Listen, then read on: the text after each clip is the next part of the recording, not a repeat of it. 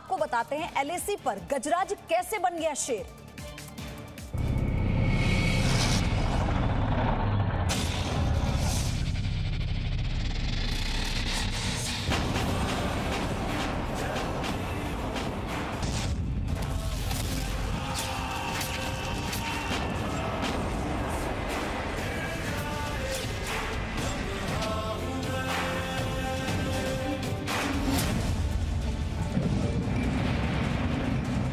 पराक्रम की पिक्चर, गजराज बन गया शेर।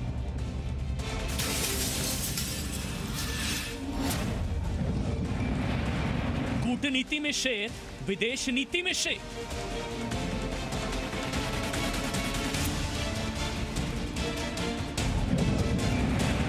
हमारे बहादुर जवानों ने जहां संयम की जरूरत थी वहां संयम रखा तथा जहां शौर्य की जरूरत थी वहां शौर्य प्रदर्शित किया है अध्यक्ष महोदय। रणनीति में शेर, बॉर्डर पर शेर।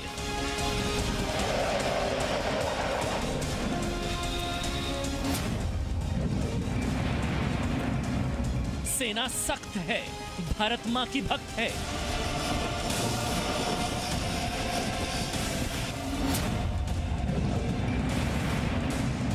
हिंद की सेना में है दम, वंदे मातरम।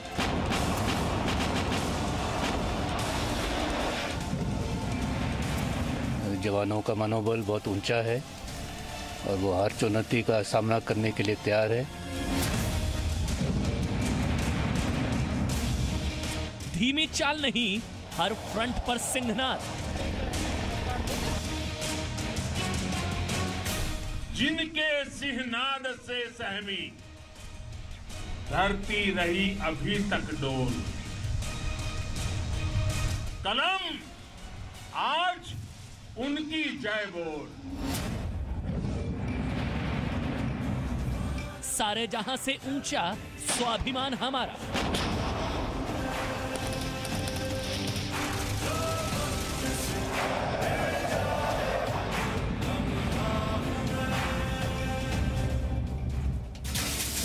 तो आज हम आपको भारत के बदले हुए रूप के बारे में बताएंगे। भारत की पहचान अब तक गजराज की रही है, लेकिन यही गजराज अब हर मोर्चे पर शेर बन चुका है। हम बारी बारी से आपको भारत के इसी पराक्रमी अवतार को दिखाने वाले हैं, लेकिन सबसे पहले चीन की नई साजिशों की बात होगी। जी न्यूज वर्ल्ड एक्सक्लूसिव में आज की खबर समझने के लिए आपको एलएसी की ताजा स्थिति को समझना होगा। तो उसे समझिए पहले। ये पूर्वी लद्दाख का इलाका है। यहां चीन कई महीनों से विवाद को बढ़ा रहा है। जी न्यूज को सुरक्षा एजेंसियों से वर्ल्ड एक्सक्लूसिव जानकारी मिली है कि पैंगोंग झील के दक्षिणी किनारे पर चीन के 10,000 सैनिकों ने डेरा जमाया हुआ है। अरुणाचल प्रदेश में एलएसी पर भी चीन के सैनिकों की बड़ी हलचल दिखी है। उत्तराखंड के पास नेपाल बॉर्डर पर भी चीन की सेना निर्माण कार्य कर रही है। मैप के जरिए समझिए वो कौन कौन से क्षेत्र हैं। अरुणाचल प्रदेश की सीमा पर, उत्तराखंड की सीमा के पास, नेपाल बॉर्डर पर भी चीन के सैनिक निर्माण कार्य में जुटे हुए हैं। लद्दाख पे हमने आपको बताया कैसे जो पैंगोंग झील के दक्षिणी किनारे पर चीन के 10,000 सैनिकों ने डेरा जमाया हुआ है।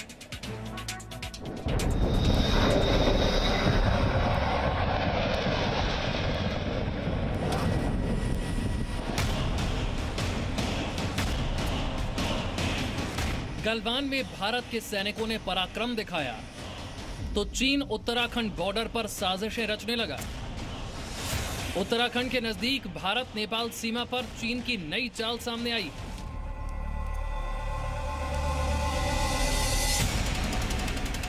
सुरक्षा एजेंसियों के सूत्रों से मिली जानकारी के मुताबिक चीन नेपाल सीमा के पास सैन्य ठिकाने बना रहा है। नेपाल के तिनकार लेपू दर्रे के बहुत करीब पीएलए की गतिविधि देखी गई। भारत नेपाल सीमा के नजदीक चीन की सेना छोटी छोटी इमारतों का निर्माण कर रही है। यह सैन्य निर्माण चीन की तरफ चंपा मैदान के जोजो गांव में किया जा रहा है। जोजो गांव तिनकार लेपू दर्रे से सिर्फ 7 से 8 किलोमीटर दूर है। चीन की इन साजिशों में नेपाल भी शामिल है। भारत नेपाल बॉर्डर पर नेपाल की तरफ 200 नई बॉर्डर पोस्ट बनाई गई। नेपाल की इस हरकत पर भारतीय एजेंसियों की नजर है। वहीं लेह लद्दाख से जी न्यूज संवाददाता कृष्ण मोहन मिश्रा को नई और एक्सक्लूसिव जानकारी ये मिली है कि LAC के पास चीन की सेना के कुल 52,000 सैनिक तैनात हैं, जिनमें से अकेले 10,000 सैनिक सिर्फ पेंगोंग झील के दक्षिणी किनारे पर जमा हैं। चीन की तरफ से दलील ये दी गई कि ऐसा वो मिरर डिप्लॉयमेंट के तहत कर रहा है। 29 और 30 अगस्त को भारतीय सैनिकों के हाथों मुंह की खाने के बाद चीन ने अपने सैनिकों की तादाद बढ़ाई थी। केवल रेजांगला और रेचिनला के सामने ही चीनी सेना की 3 बटालियनें देखी गई थी और दक्षिण पेंगोंग लेक में यानी ठाकुंग से लेकर रेजांगला तक कुल टोटल 10 बटालियनें तक चीनी सेना तैनात है। असल में चीन झूठ बोल रहा है, क्योंकि कल ही संसद में रक्षा मंत्री राजनाथ सिंह ने सैनिकों की संख्या बढ़ाने वाली साजिश पर चीन की पोल खोली थी। अभी की स्थिति के अनुसार चाइनीज साइड ने LAC और अंदरूनी क्षेत्रों में बड़ी संख्या में सैनिक टुकड़ियां और गोला बारूद मोबिलाइज किया हुआ है। चीन की कार्रवाई के जवाब में हमारी आर्म्ड फोर्सेज ने भी इन क्षेत्रों में उपयुक्त काउंटर डिप्लॉयमेंट किए हैं अध्यक्ष महोदय, ताकि भारत के सिक्योरिटी इंटरेस्ट को पूरी तरह से सुरक्षित रखा जा सके। चीन की सेना ने अरुणाचल प्रदेश से लगी सीमा पर भी गतिविधि बढ़ा दी है। अरुणाचल प्रदेश के असाफिला और फिशटेल सेक्टर 2 में चीन के सैनिकों की हलचल देखने को मिली है। ये इलाका भारतीय क्षेत्र से 20 किलोमीटर दूर है। जवाब में भारतीय सेना ने भी अरुणाचल प्रदेश के अंजौ जिले में अतिरिक्त जवान तैनात किए हैं, यानी चीन का एक गलत कदम उसकी सेना पर बहुत भारी पड़ेगा। चाहे उत्तराखंड हो या फिर अरुणाचल प्रदेश की सरहद, चीन को हर जगह सिर्फ हार नसीब होगी। कृष्ण मोहन मिश्रा, जी मीडिया, लेह लद्दाख। तो लोकसभा में रक्षा मंत्री राजनाथ सिंह ने LAC पर तनाव पर देश को जानकारी दी थी। उन्होंने ये कहा था कि भारत हर हालात से निपटने के लिए तैयार है। भारत की इस चेतावनी से चीन का अखबार ग्लोबल टाइम्स बौखला गया है। ग्लोबल टाइम्स के संपादक हु शिजिन ने संपादकीय में भारत को युद्ध की धमकी दी। हु शिजिन ने लिखा, भारत में कई अलग अलग ताकतें हैं। भारत में कुछ अति राष्ट्रवादी ताकतें हैं। ऐसी ताकतों ने आसान रास्ते पर जाने से मना किया। ऐसी ताकतों ने सख्त रुख पर बने रहने की बात की। बीजिंग को अपनी सेना को तैयार रखना होगा। पेंगोंग झील के पास LAC पर तैनाती बढ़ा रही है PLA। शांति और युद्ध दोनों के ही लिए तैयार है चीन। तो ग्लोबल टाइम्स के संपादक हु शिजिन ने 14 सितंबर को भी भारत को धमकी दी थी। तब उन्होंने अपने ट्विटर हैंडल पर चीन की सेना का युद्धाभ्यास करते हुए एक वीडियो पोस्ट किया था। पहले आप ये वीडियो देखिए।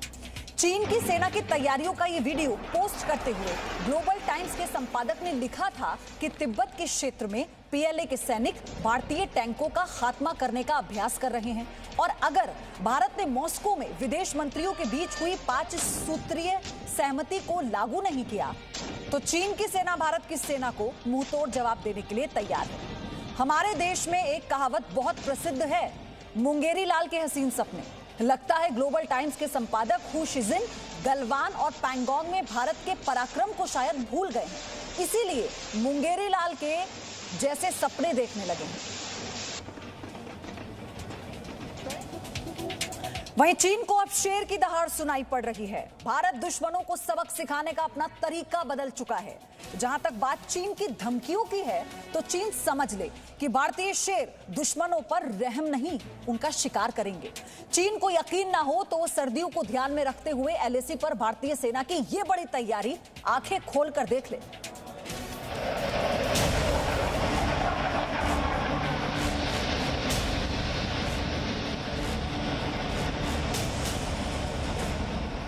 लेह लद्दाख से शेर की दहाड़ सुनो चीन।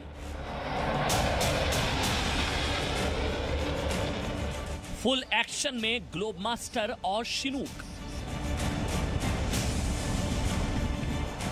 लेह के आसमान में सुखोई से निगरानी। 14 महीने तक सैनिकों के लिए भरपूर इंतजाम।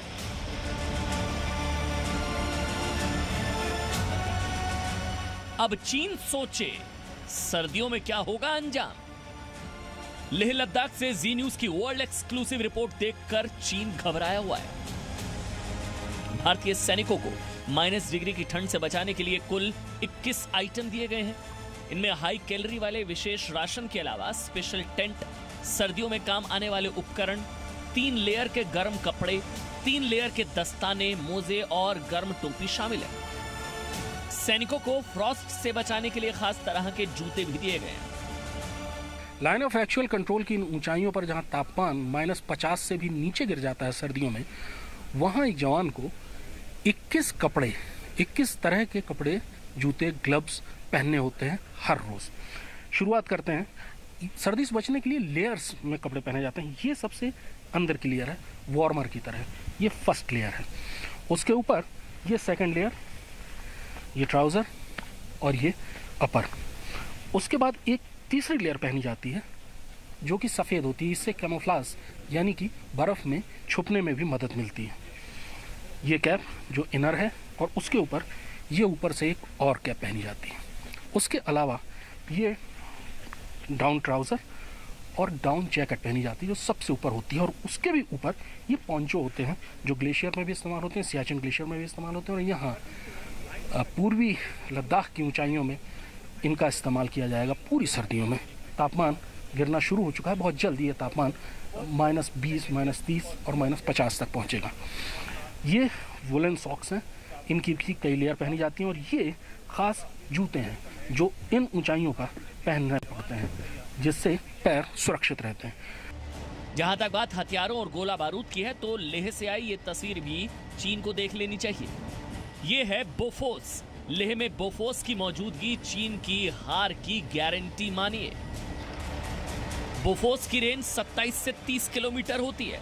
155 mm लंबी बैरल वाली बोफोर्स 1 मिनट में 10 गोले दागने की ताकत रखती है। बोफोर्स में 90 डिग्री कोण तक गोले दागने की क्षमता है और इसलिए बोफोर्स को पहाड़ों की लड़ाई का ब्रह्मास्त्र माना जाता है। युद्ध के मैदान में बोफोर्स कितनी घातक साबित होती है, करगिल के युद्ध में पाकिस्तान को इसका अंदाजा ठीक से हो चुका है।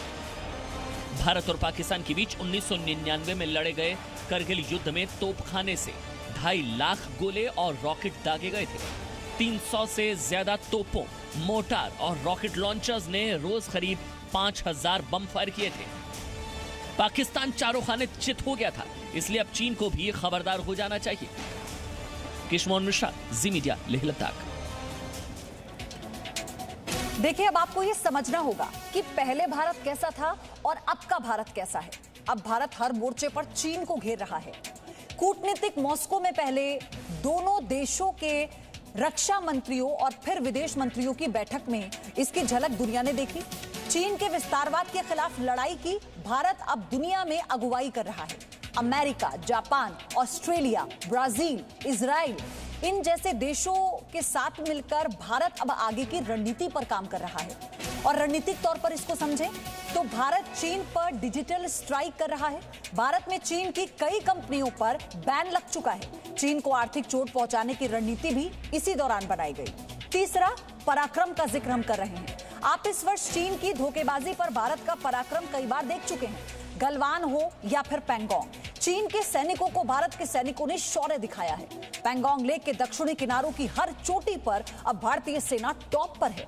पैंगोंग के उत्तरी इलाकों में भी फिंगर 4 पर चीन की सेना से ऊपर भारतीय सेना तैनात हो चुकी है। Presenting B News app available on Google Play and App Store. Download it now.